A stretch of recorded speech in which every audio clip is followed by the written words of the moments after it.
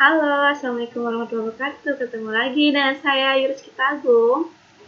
Sekarang ini ada di part 2 untuk melanjutkan penjelasan saya di tutorial itu yang di part 1 sebelumnya. Kita lanjutkan ya untuk tutorial yang ketiga. Sebelumnya kalau belum nonton bisa langsung ke part 1 dulu, tonton. Sekarang yang ketiga tutorialnya, kita akan mengatur validasi pada data numerik. Nah,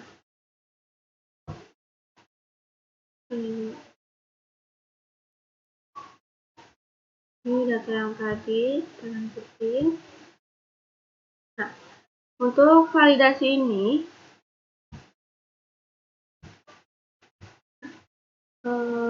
kita lanjut ke tadi untuk mengatur validasi pada data numerik ya. Nah, kita tahu dulu nih data validasi itu apa sih? Nah, data validation itu digunakan untuk tujuannya itu untuk memberikan batasan data inputan data gitu. Jadi memberi batasan dengan tujuan hanya memenuhi kriteria aja yang bisa diinput gitu.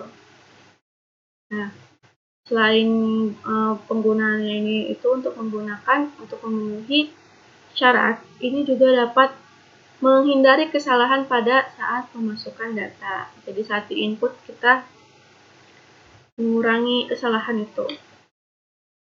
Nah, kita langsung aja tutorialnya, kita klik blok dulu yang mana yang mau kita atur nanti. Kita mau yang IPK ini, kita klik menunya yang data. Nah, kita ke sini, ke data validasi. Data validasi, kita klik, kita oke. Nanti ada muncul 3 menu. Yang pertama kita ke setting. Nah, ke setting ini ada allow. Allow itu ada banyak ya, jadi ada 8 validasi. Ini ada 8 kriteria. Untuk any value ini tidak ada batasan, jadi bebas mau masukkan apa aja, masukkan angka berapa aja. Untuk whole number itu digunakan untuk format number aja. Nah, untuk list desimal untuk yang angka bilangan desimal, untuk list juga biasanya untuk isi list, data untuk tanggal, time, waktu, dan seterusnya. Nah, saya akan memilih yang whole. Untuk datanya ini, yang bawah ini, ada pilihan juga. Nah, dalam dropdown ini, ada 8 juga. Untuk yang between itu, maksudnya adalah untuk data yang diinput hanya merupakan pengaturan. Jadi, sesuai pengaturan yang sebelum setting ini nih yang allow. Selain itu tidak akan bisa dimasukkan. Untuk yang non-between, jadi kebalikan dari between-nya. Selain data terkait dalam pengaturan tersebut dan dapat diinput, jadi selain wall itu bisa diinput. Dan seterusnya. Equal to itu untuk memasukkan hanya yang sama dengan pengaturan.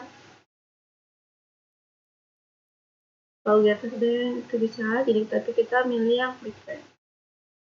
Nah, di sini ada minimumnya dan ada maksimalnya. Maksimalnya saya, karena ini IPK, saya mau buat 1.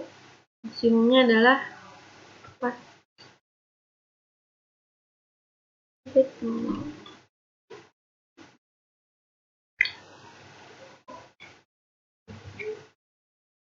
Nah, kita lanjut ke input message-nya.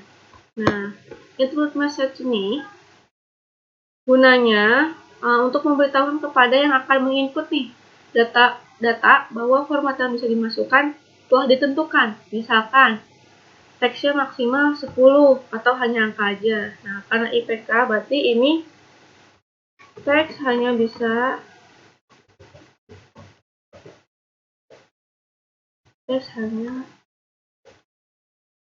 angka saja. Detailnya itu bebas ya, hati-hati aja.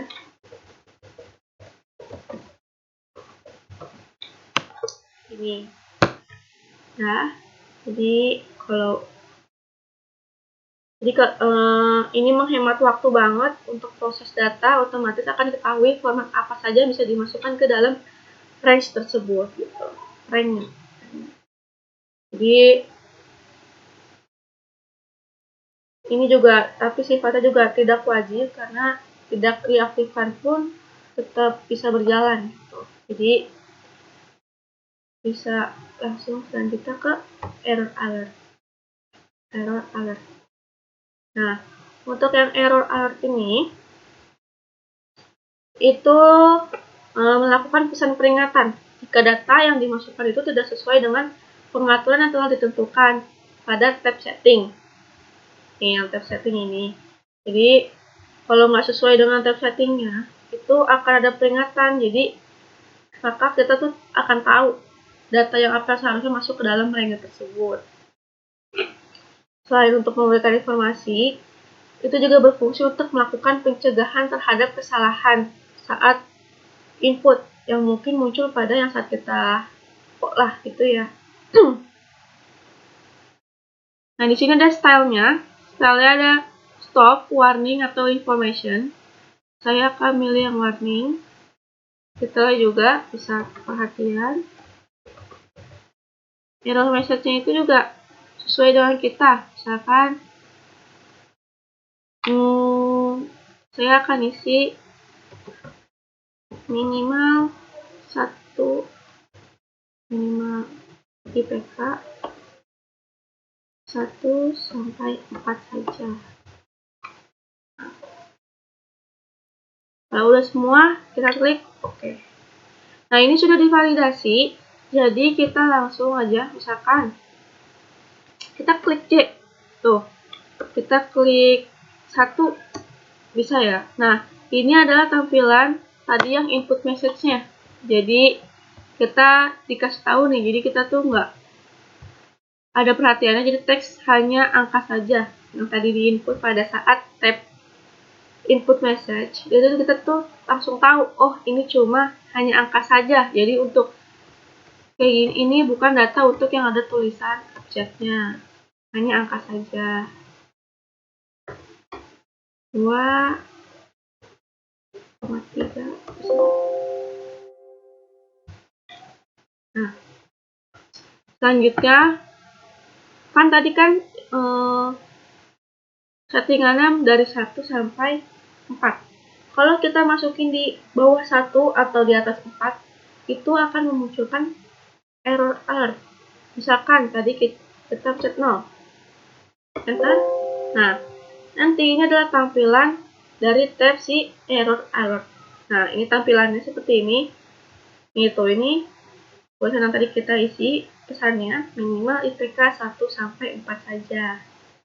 Continue atau no, bisa no. Nah, atau 7 tetap akan memunculkan pesannya seperti ini.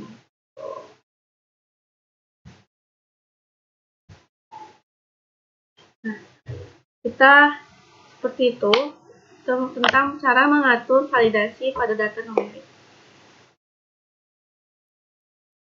Selanjutnya ke tutorial yang keempat, tapi ada di video berikutnya ya, karena waktunya hanya 10 menit. Cekidot untuk yang part ketiganya. Stay tune!